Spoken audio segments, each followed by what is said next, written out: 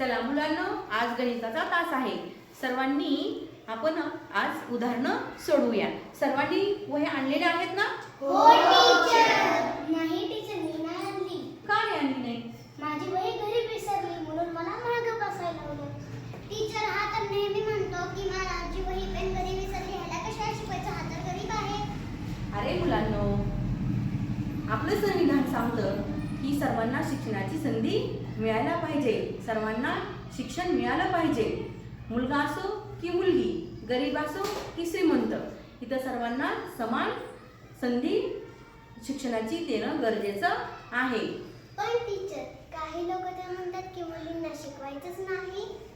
हे चुकीचं आहे. संविधान म्हणजे सर्वजण समान आहेत, भेदभाव नाही. भेदभाव न करता सगळ्यांना समान वागणूक द्यायला हवी. आम्ही सर्व समान व समता हा हक्क आहे. बरोबर आहे. हा हक्क लक्षात ठेवा आणि नेहमी पाळत राहा. लक्षात आलं? हो. नमस्कार.